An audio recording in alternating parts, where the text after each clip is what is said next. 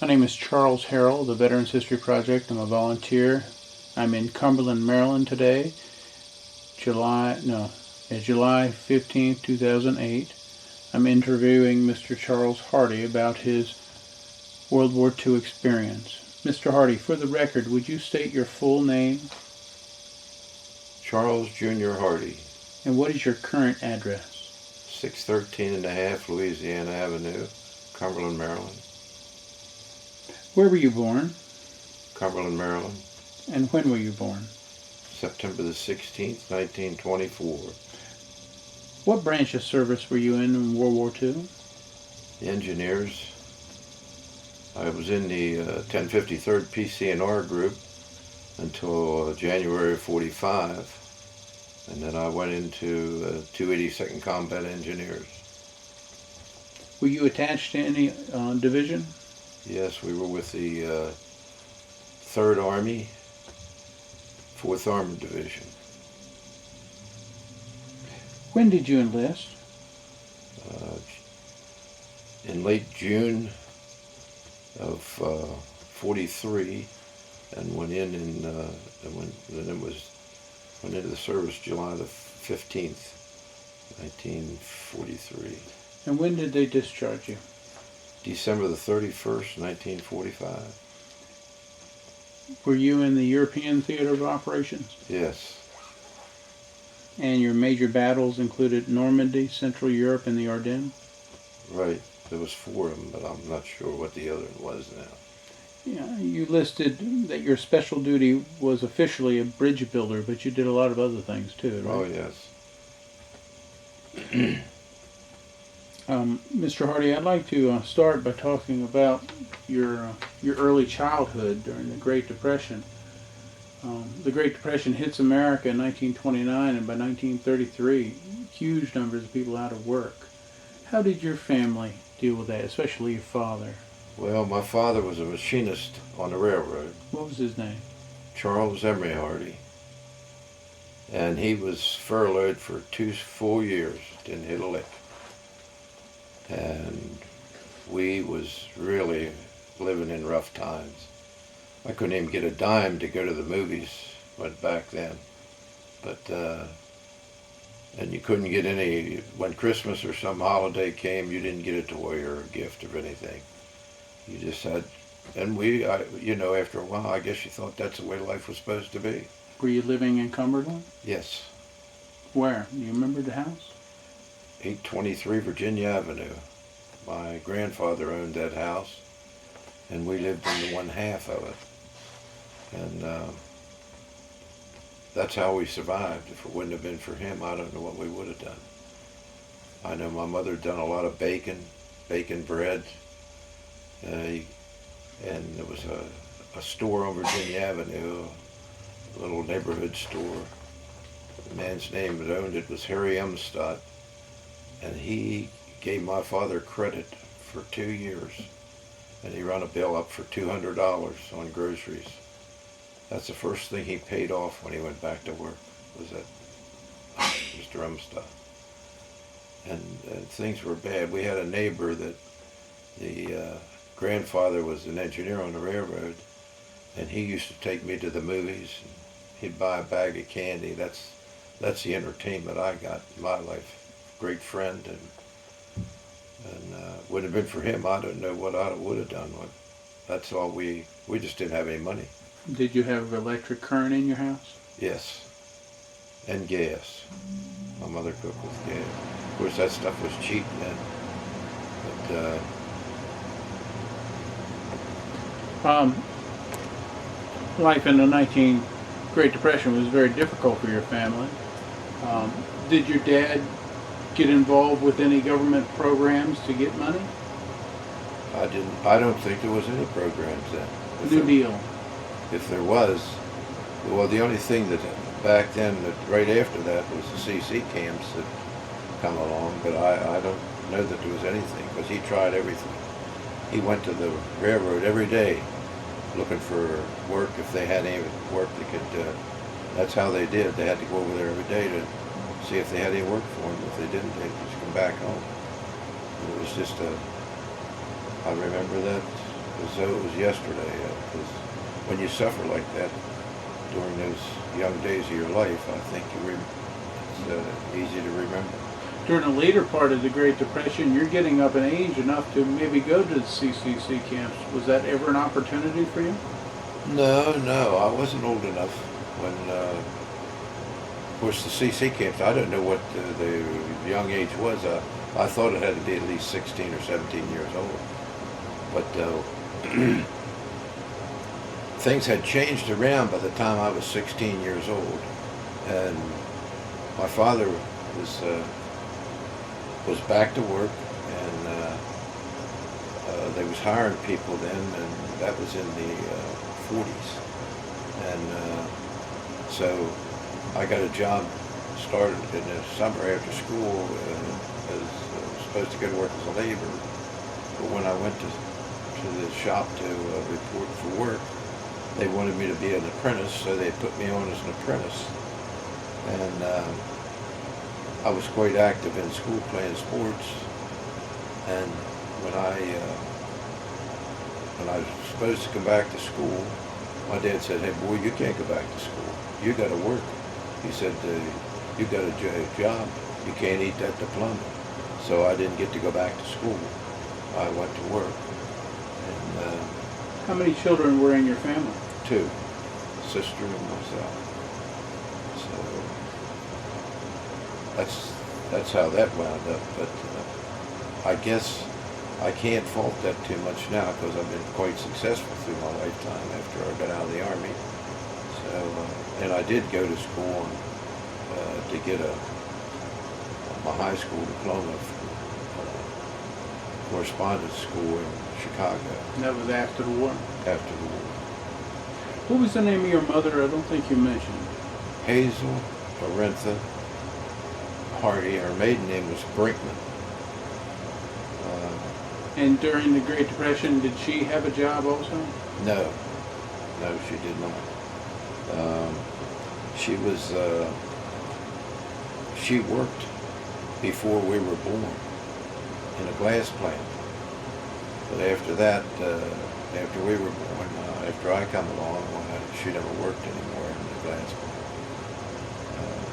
Was your dad in the First War? No, he never served in the military. He just missed that. Did you listen to the radio when you were a kid? Yes, we did. Did you have any favorite shows? No, not that I can think of. My grandfather used to sit and listen to the radio, and he listened to a couple of these old newscasters that he really liked, and I forgot their names now. But every once in a while I'd sit with him and listen to them, but I forgot who they were now. Was your granddaddy an old man by the time you came around? Yeah, he was. He was in his 60s. Yeah. Was he working also, or was he? He was retired? a carpenter, and he did a lot of carpenter work around. But when things got bad during the Depression, he didn't get much to do because people couldn't afford to have him do anything. What was his name? Do you recall? Daniel Webster Brinkman. He was a great guy. Everybody liked him. And he was a very generous fellow. He helped people when they needed it. And half the time he never got paid for what he did, so he had to be generous and kind to people. Were you close to your mother's family too? Yes. Where, did they live nearby? Well, my grandfather and my grandmother lived in the house. It was a double house. That was your mother's family? Uh-huh. How about your dad's family? My dad's family died when he was, the father died when he was about a year old. And he was a conductor on the railroad and got knocked off the caboose by a bum and laid in a tunnel down at Paw. And when they come back to look for him, they found him in there, and they got him in the hospital. He had pneumonia, and it went into TB back then. And he died when my father was about a year old. And his mother contracted that after, and he was about 2 years old when she died, so he doesn't even remember. They both are buried in Orleans, West Virginia. Did he ever say how he met your mother?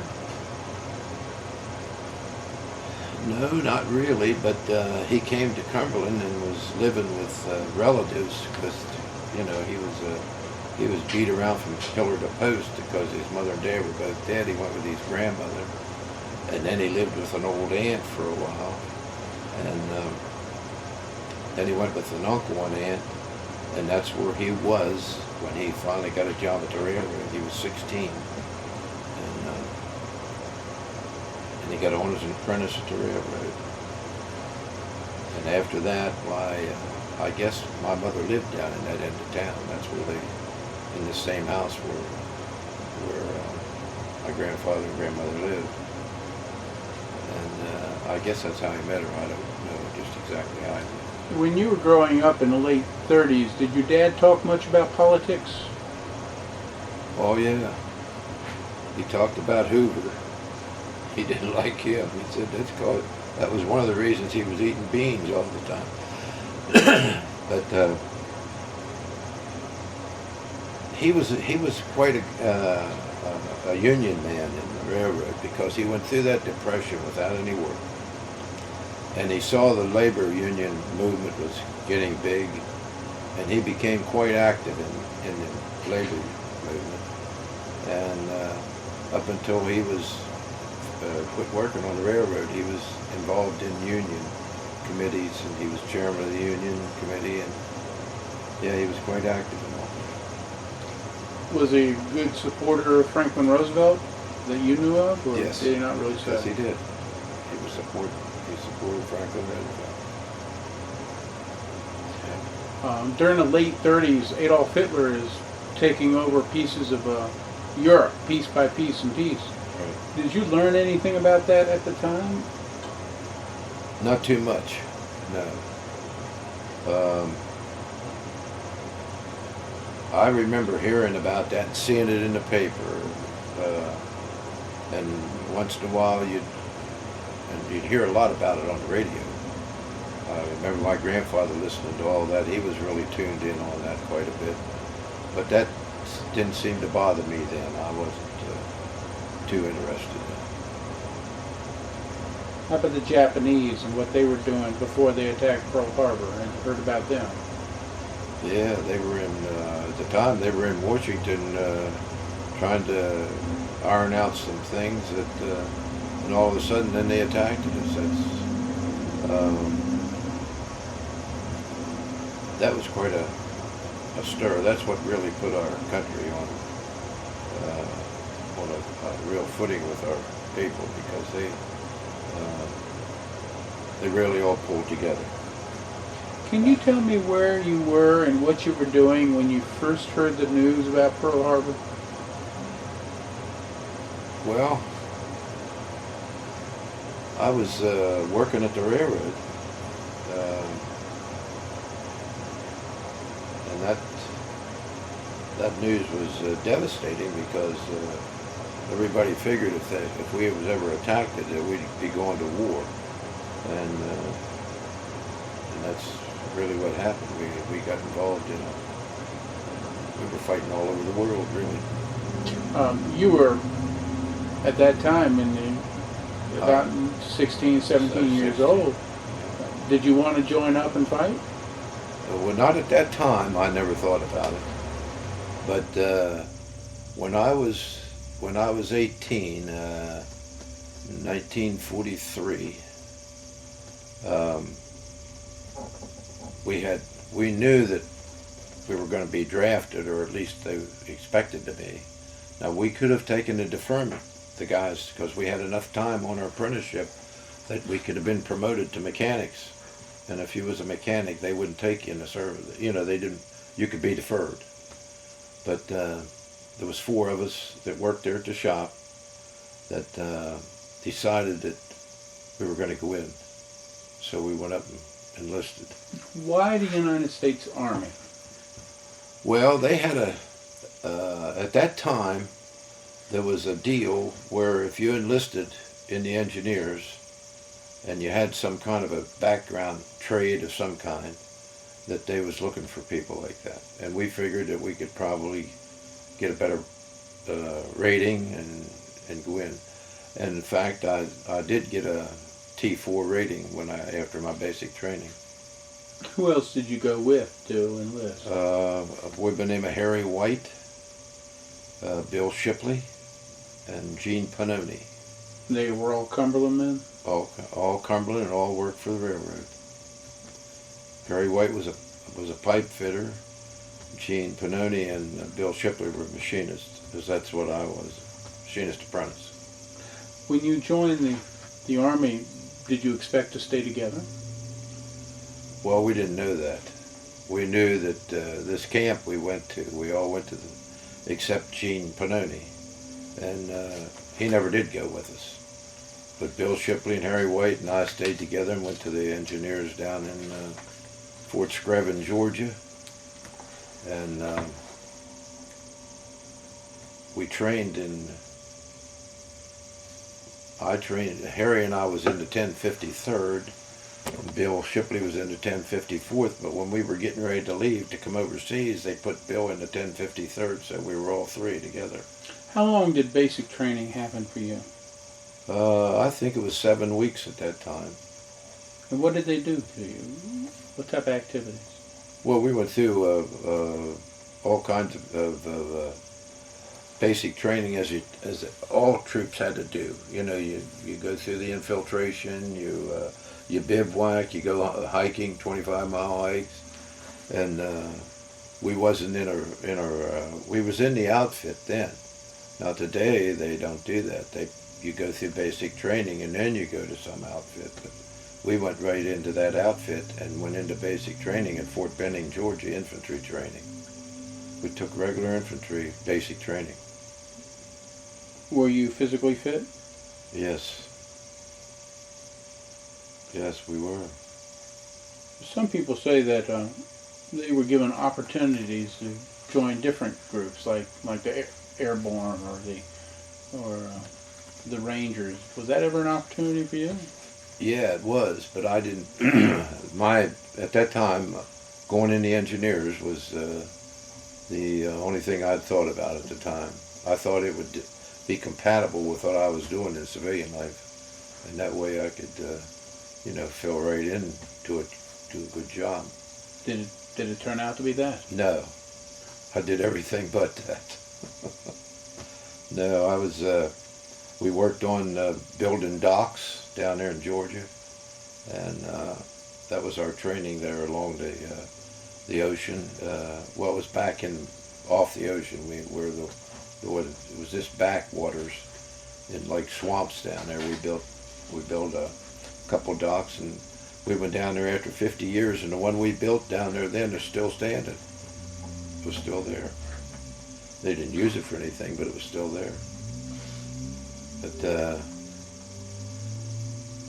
and the other thing, I guess after we get over in Europe, we were going to work on a canal in Brest, France, and when we got there, the war was moving so fast that they took us out of there and went back up to St. Lo and St. Malo, and then they was going to see if we needed to get anything done there, but we couldn't do nothing there. We took 70 prisoners in Brest, France, and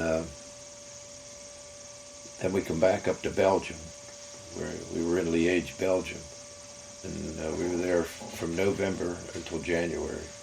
That's when I left. And then the bulge hit in December 16th.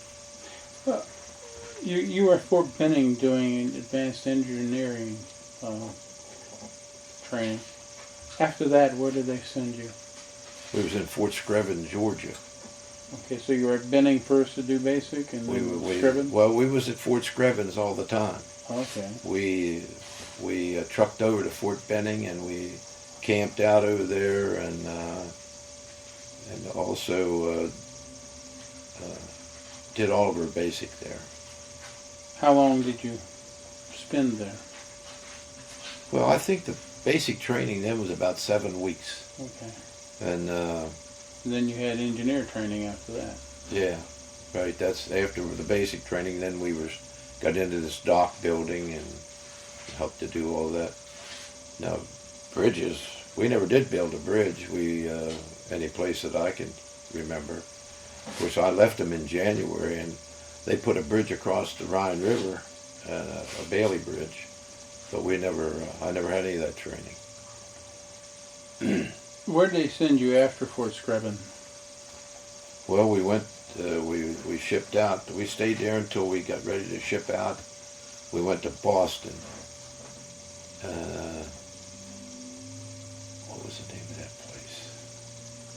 Miles Standish? Miles Standish, right. And it was cold up there. It was in December. It was around the 15th of December because we landed in Glasgow, Scotland. Is that December 44 or 43? That was in 43, yeah.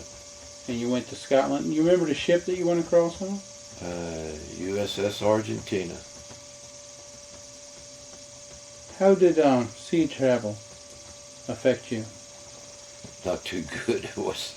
I got sick going over, but we had an experience going over in a convoy that they had to put depth charges off. So we had a submarine. A German submarine must have been somewhere around close, but they had dropped off about a half a dozen depth charges, and that was the last time we had any depth charges till we got to Glasgow. Did you see any submarine periscope or anything? No. I wasn't up on top of that ship. It was bad weather, and that ship I was sick, so I didn't do much traveling around. I didn't do much eating either. After a while, just wobbling and shaking and going up and down. It was, we had a lot of sick guys on there.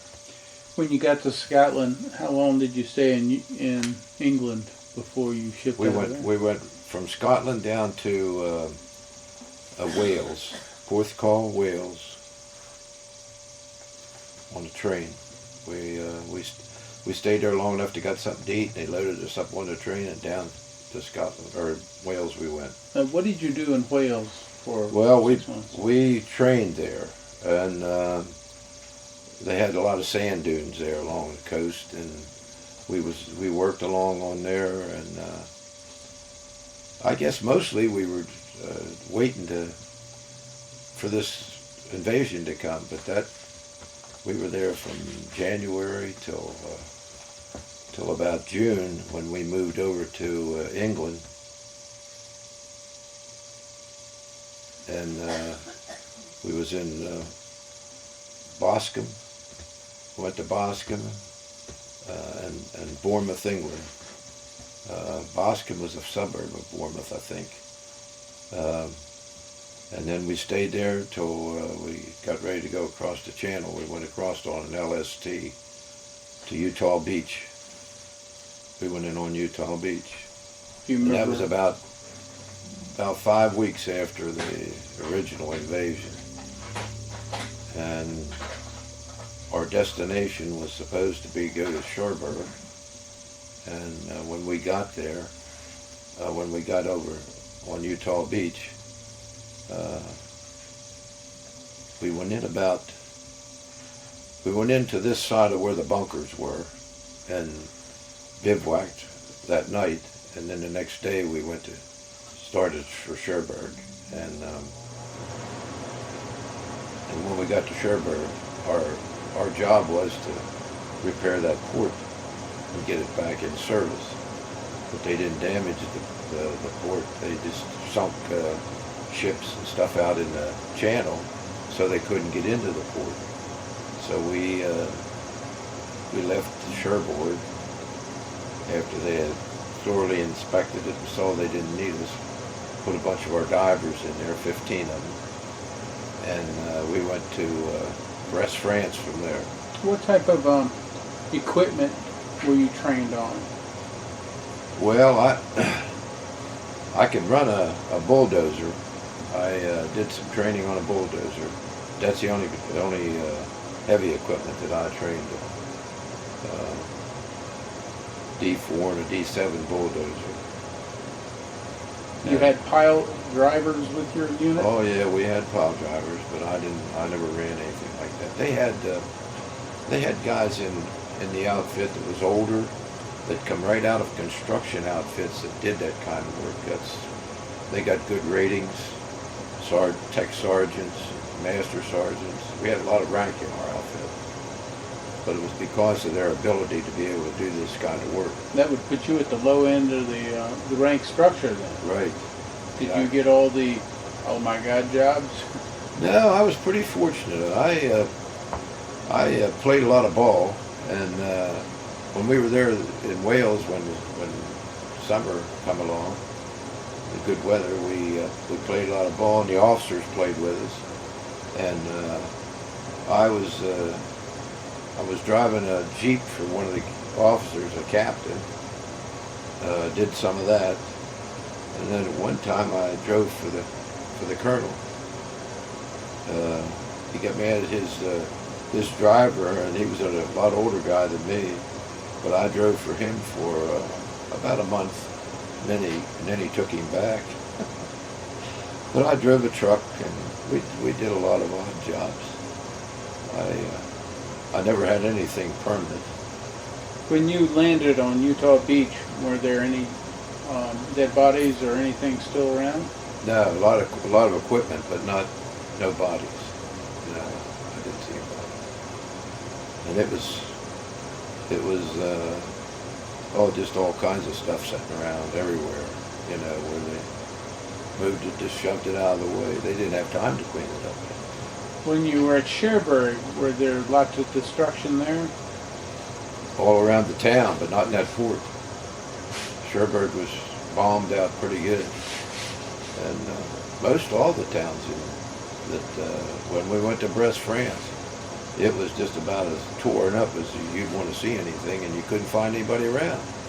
And it was where they had old houses, it was blowed up.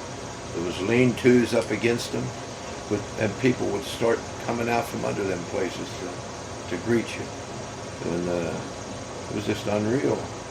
But it was something that was a shock and a surprise to me as a person, because I never dreamed that I'd see people have to live like that. Did you see any enemy in Normandy? No, not in Normandy. No. How about at Brest? Brest, France, we took 70 prisoners in our outfit. We were the only ones there at the time. The infantry was gone, and of course the engineers usually follow up, but we're the only engineers outfit was there at the time. Did you have weapons and stuff to fight if you needed? Oh yeah, we had guns. Oh yeah. But with these, and you know, I'm not really sure, because a lot of times you don't get all this information, and I wasn't one that where'd they come from? What happened? What did they do? That just never come to my mind. But these prisoners, I think, came from the submarine pens. That's where they had the big submarine pens in Brest, France. And they had enough cans of sardines in that place to last for about 10 years. They must have really liked sardines. But they did give us a bit of trouble. I think they were ready to quit. They had them around doing jobs till they could get the MPs in there to pick them up. So we kept them for a couple of days, 3 or 4 days. That was in August or September of 44? Yeah. Yeah. Your army broke out of France at Avranches and moved across France. Some of them went to Brest like you, others headed off toward Paris and Germany. Right. Patton just seems to be go for it. Oh yeah, well, I was in Patton's army. Now, he was in the Battle of the Bulge up at Bastogne. But the 282nd was when I was with Patton's 3rd, 4th.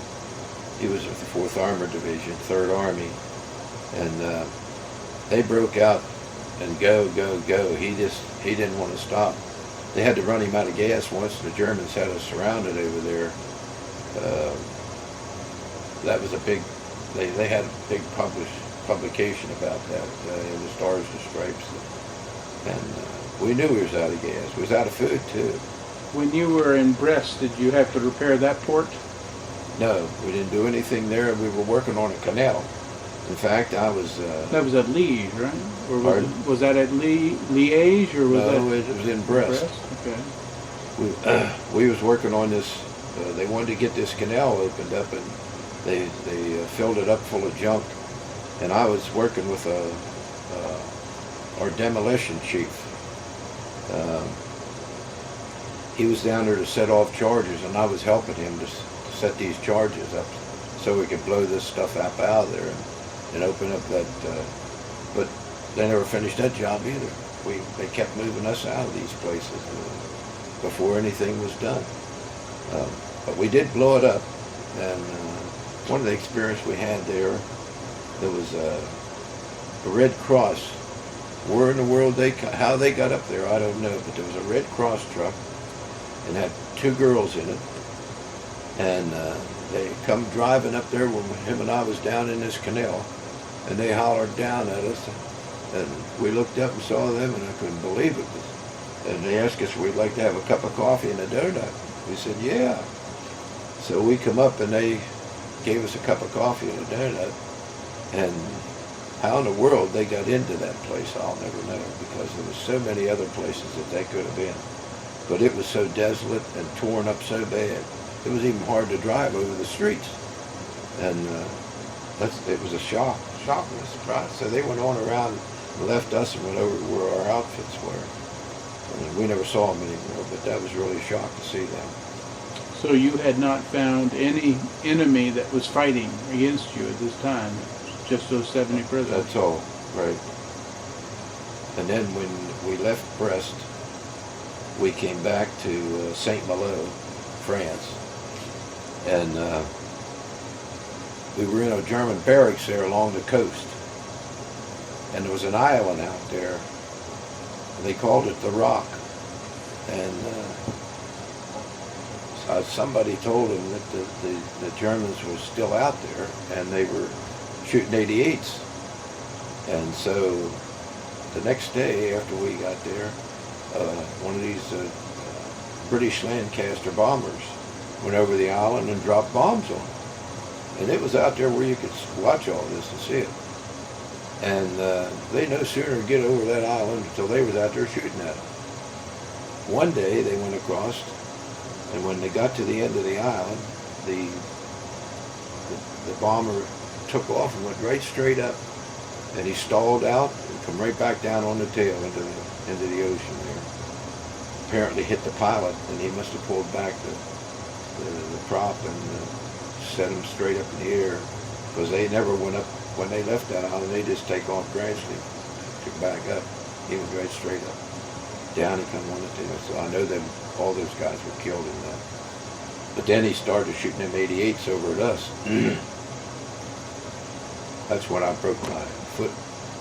One early morning, they started shooting, and we got up out of bed, and I didn't tie my shoes, and I went out and jumped over a wall, and when I hit the ground, I heard it crack, and I knew I had broken my ankle from my foot. And, did they send you to a hospital? Yeah, I went to a field hospital. I had a good experience there, too. I went into sick call the next morning, and when I got in there was 3 of us in there that was reported broken bones. And one guy had a broken arm, and it had healed back up, but it never hurt him the whole time until it healed back up. And he had the scar where the bone was broken. I don't know what they did with him, but the other guy, they took him in there too, but I don't know what they did with him. But the captain when he took me in there, he said, "Go back to your company. You're gold bricking. There's nothing wrong with you." I said, "Hey, Captain, my foot's really, really hurting." So I went back to the company, and I told the first sergeant what he said. He said, "You go back there tomorrow morning. If he tells you that tomorrow morning, I'll come in there with you." So it was about 20 miles from our camp, where we were in St. Malo. And So when I went in this morning, he took me in, they did an x-ray, and he said, yeah, you got a broken bone. And I didn't say anything then. He said, what do you want to do? He said, we can give you two options. We can either put a walking cast on your foot and you can go back with your company, or you can, if you want to go to the hospital, we'll put a cast on and put you in a hospital. I said, well, just put a walking cast on it and I'll go back to my company. I said, because I don't want to be classified as a gold brick that you classified me yesterday as. Well, he never said a word. It really made me mad because that's one thing I didn't do. I didn't back off of any of my duties that I had. How did you get back and forth that 20 miles? You didn't walk, did you? Oh, no, we had a Jeep that took us in. Jeep or one of our trucks. Yeah, we had a lot of equipment. But then after when I went back to my company, we always had somebody ride shotgun with the driver when they were going after supplies. So I got the job of being with the driver playing shotgun on the trip to protect him when we were driving on these back roads. And everything over there was back roads when we went over. There was very few roads that was paved in any way. But yeah, I rode shotgun on that truck for about a month, and then I got that cast off. Then they made you do something else? Well, I went back to my other duties. I was driving a truck once in a while, and then you had guard duty to pull. That was pretty regular. And did you have any KP that you had to deal with? Yeah, we did KP too. Yeah, in your own outfits, you had that to do. They didn't have regular people that did that. So we had, I don't know how often we got that anymore, but it seemed like it was a lot. But yeah, we left St. Malo then and went through St. Lo and up to Liege, Belgium. And that was in, I think that was either October or the first part of November. And we were there until I left in January to go to we were there the whole time during the Battle of the Bulge. And what were you doing there? Well, I did a little bit of everything. I was working up, hauling supplies up to Aachen, Germany. We were trying to open up a tunnel that had been bloated shut. And we had our crews up in there working. I was hauling material. And then I was driving, once in a while I'd drive for a captain. And we went up to the front one day. He went up there, and this was when really, really cold. That's when we had that snow, and it was, and I was so cold I couldn't hardly stand it. I said to him, it seems like it's warming up. I said, do you think it's warming up? He said, no, I don't think so. I said, boy, I don't feel as cold as I did. So when we were going up to the 5th Infantry Division, and I don't know what he was doing there. They don't tell you that. But he said, while I'm in there talking, he said, why don't you go over in that shack and get warmed up? I said, okay. So when I went in there, and they had a big stove in there, and they had the tanks all lined up out there along the front, and they was all painted white. They had them same thing as the tankers all had white uniforms on, and that was to camouflage them from the Germans' Air Force. So I went in there and when I got up close to that stove, I heard all over. I was freezing and didn't really know it. Now nobody ever explained to me what effect it would have on you if you was freezing. And so when I got around that stove, my hands started to hurt, but my feet was the worst. Boy, they just tingled and hurt terrible. So I thought, boy, I must have been freezing. I'd never heard anything feel like that before. So they say that's a terrible death. That couldn't be a bad death, because once you start to warm up, you're freezing, and you just feel like it's hot. You want to take off your clothes. And you probably read about a guy here not long ago that happened to. They found him. He had his jacket off carrying him. It was 0 weather, but he was freezing to death. And when you start freezing, you just start warming up. There's no pain. The pain all left. That's why I asked him if it was warming up. But nobody ever explained that to us, that might happen to you. Did you go to a hospital for that? Well, a lot of them did, but I got over it okay. And we come back, I got warmed up pretty good in there, but I've had trouble with my feet ever since then. I never could sleep with my feet under the covers before that. And now I can't sleep with them out from under the covers. That's what it did to me. When you drove a Jeep, did you have the windshield down or up? Windshield up. Windshield up.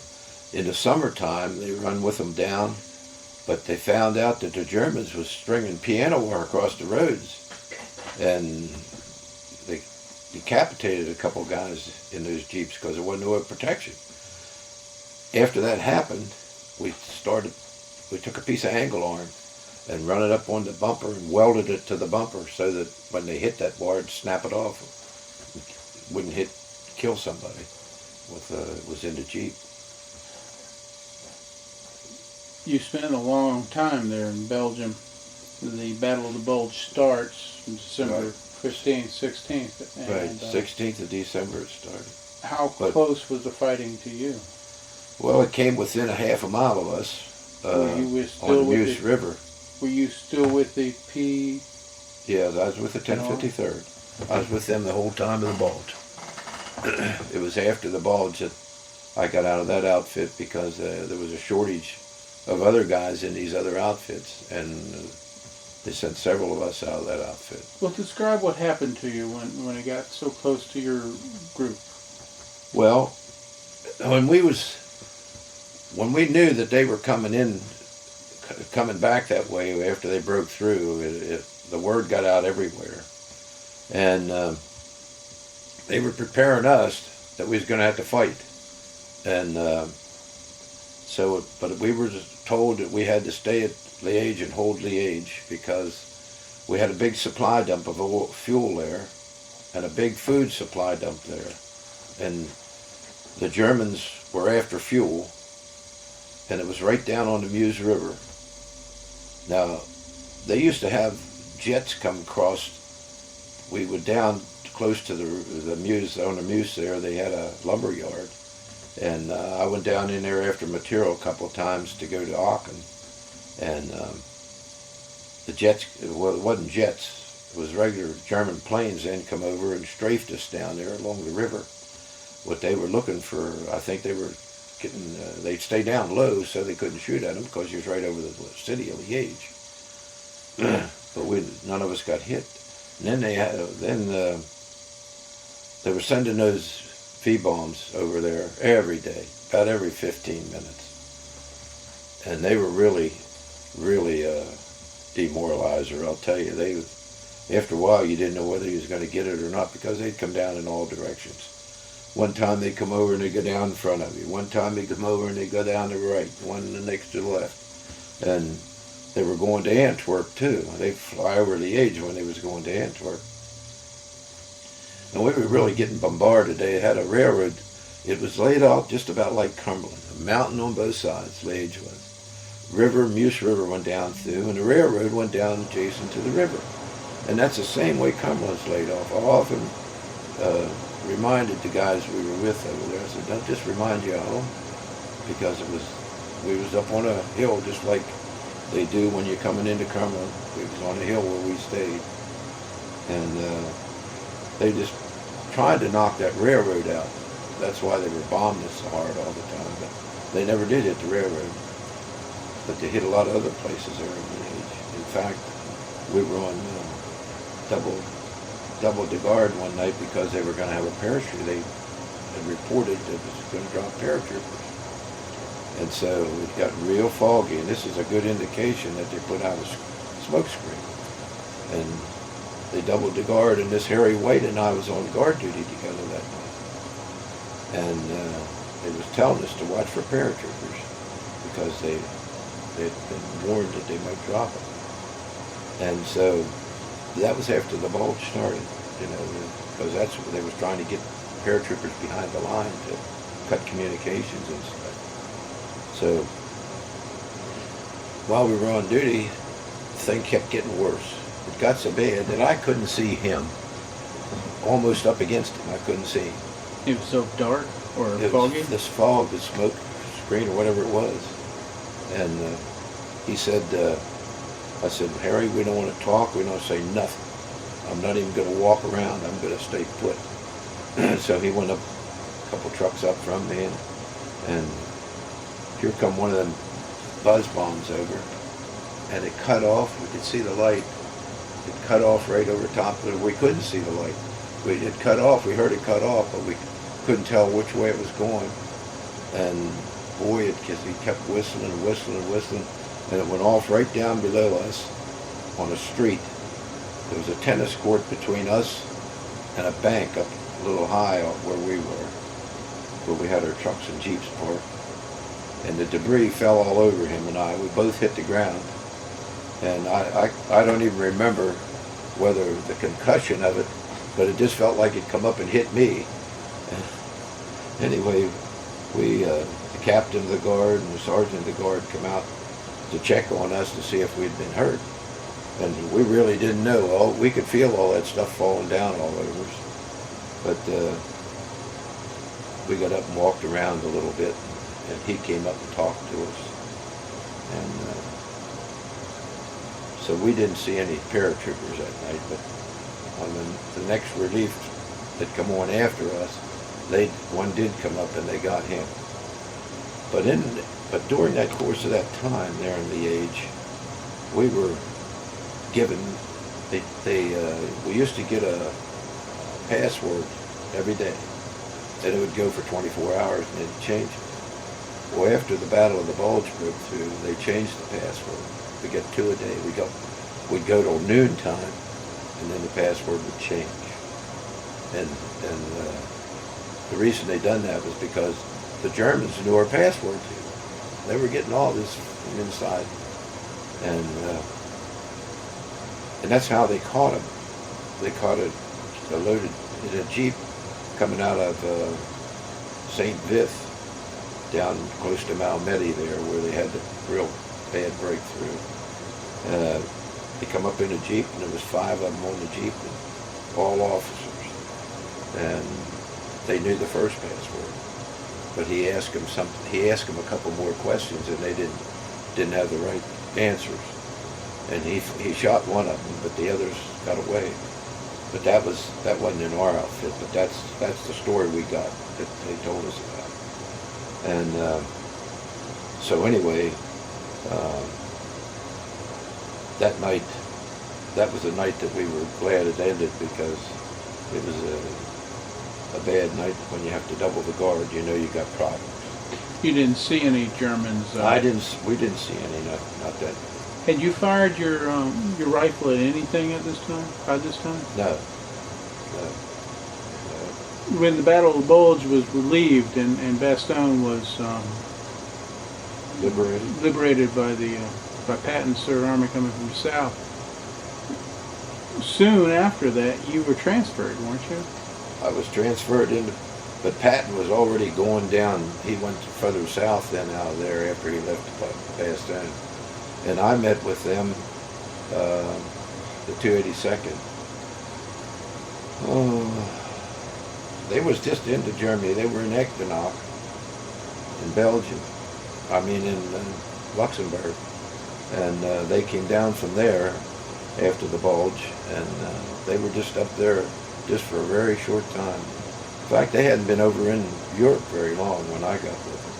They hadn't been in much combat at all. And, but anyway, anybody else switch with you, or was it just you? What's that? Anybody else get switched out of your? Oh yeah, there was about 6 of us got switched out. Another guy from well, there were several guys from Cumberland in our outfit. 2 guys worked in construction outfits in Philadelphia. One of them got switched out. He went in the infantry, and another one went in. I'm not sure where Bill Shipley went. He got switched out too, but I thought he went in the infantry. He got back though. That neither one of them got wounded or anything in the infantry. But when I got with this outfit, the 282nd, we were in. Then we were attached to Patton's Third Army, and Did you see action with them? not any real action. We were around where there was a lot of shooting, and we was strafed and bombed a couple times, but not shooting anybody directly from our. Did you shoot at those airplanes when you got straight? No. So you still haven't shot your weapon at all? No, I haven't. I guess the biggest thing that happened when we were going through Germany, and we was going through Champ, a little town named Champ. We went into this town, and we were traveling about 60 miles a day then. That's how fast the front was moving. The German people come out and told us that the SS had just come in there and took off their uniforms and took off out in the woods. So the captain, he sent us, there was several different roads went out of this little town. And we all had to, there was 4 of us on a truck, and 2 of us in the back and 2 in the front. We got up on this one little road up on a hill and saw something strange back in the woods. So we stopped the truck and walked back there, and that's apparently what these SS did. They shot these people, and there was about 100 of them. They had a big pit there in the ground, and there were some of them down in the pit, the rest of them was up on top, where they'd shot them right between the eyes. And so that's what apparently they were doing there, these SSers. And so that we went back and got the captain and brought him up there. And he went back down on the other side of the town to the Burgermeister and told him what the problem they had up there. They wanted him to come up there and get boxes built to put these people in to give them a decent burial. So the next day, then we stayed there until they got these people all boxed up and took them down to a cemetery and buried them.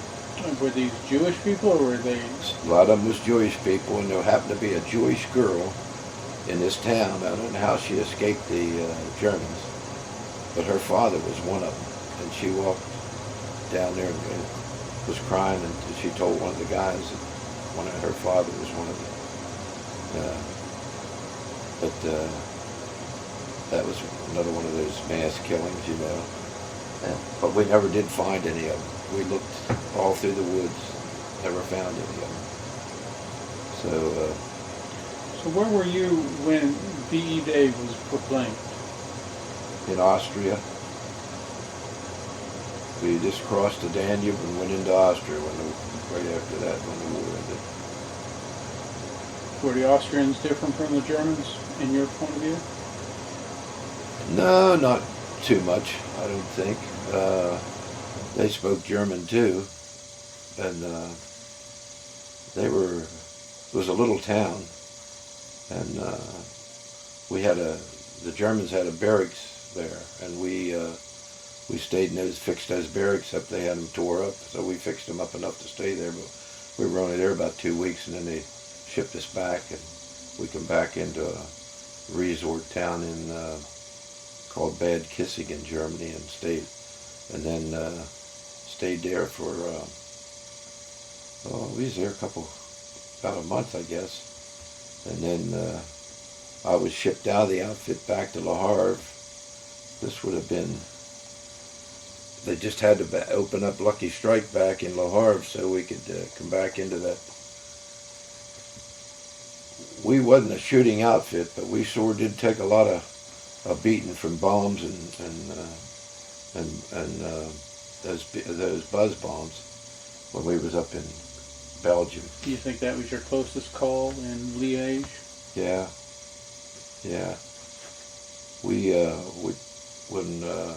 With the 282nd, the last job we did was building a bridge across a big ravine. The Germans blew it up, and we had to get the 4th Armored Division across there to, this was, I don't know just exactly where it was. It was the last job we had to do. And this was way beyond the Rhine River. But we put that bridge across in 3 days, and on the other side, I never saw it, but one of the guys told me that the one crew was working on the bridge. There was a German tank sitting over in the woods on the other side, and he sat there and watched him. I said, well, he didn't have any ammo left, or he wouldn't have been sitting there, I'll guarantee you.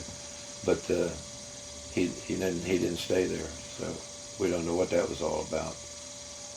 But we had that was a big experience putting that bridge across there, because that's the first one we built with that when I was in that outfit.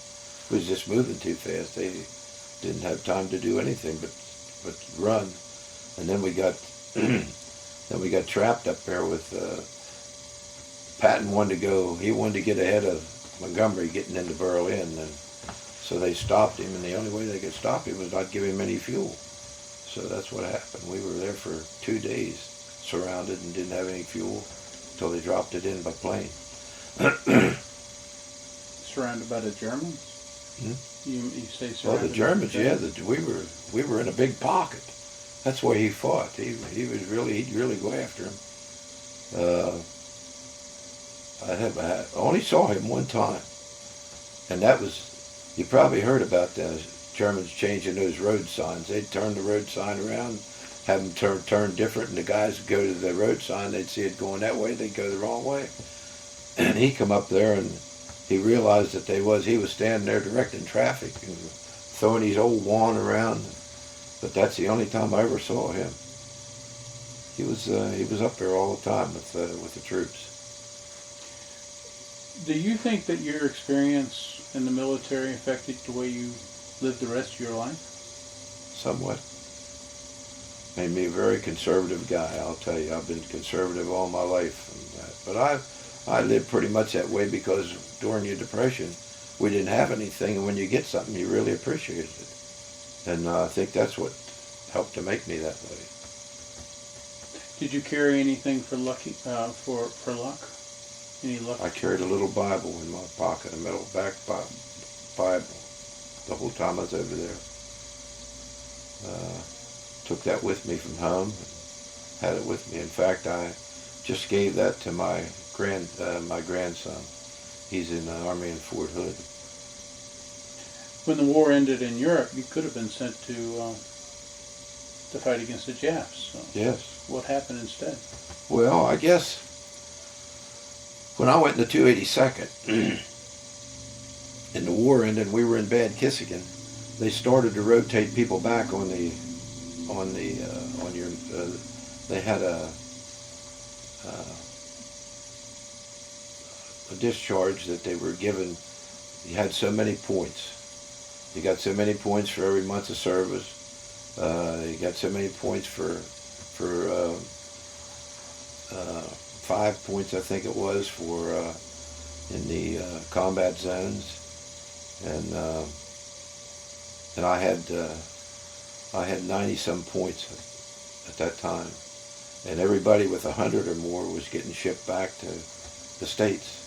So when I left Bad Kissingen, I went to Camp Lucky Strike, and one of the guys that was with me in the 1053rd was with a captain that opened Lucky Strike back up. They had it closed, and we were there for a couple weeks before we shipped out in December.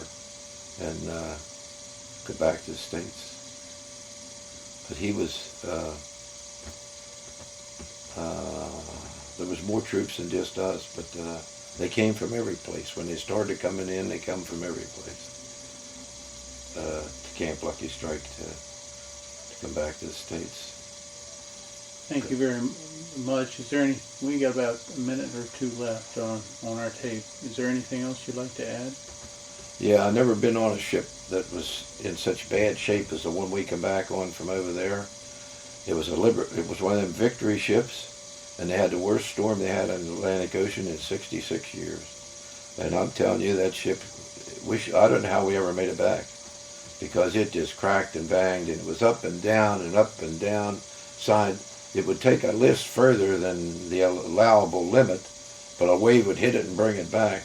Everybody on that ship was sick, and the captain was going to retire after that trip, and I thought, uh-oh, this is bad omen. We're all going to be in the bottom of the ocean. It was terrible. I never had any. That was my worst experience during that war. That was it. No, compared to all combat you had been dropped on and the bombs coming down, it was a ship ride home. Yep. I appreciate your time in our interview today. And people look toward your generation with a new respect in the past few years. A generation that gave it all without really expecting anything. Have you been to the memorial at D.C. yet? Yes, I've been there several times. I was down there when they dedicated it for 3 days with a buddy of mine from Colorado. He was a diver in our outfit. He stayed in Cherebourg for that cleaning out that the channel. Yeah, that was an experience.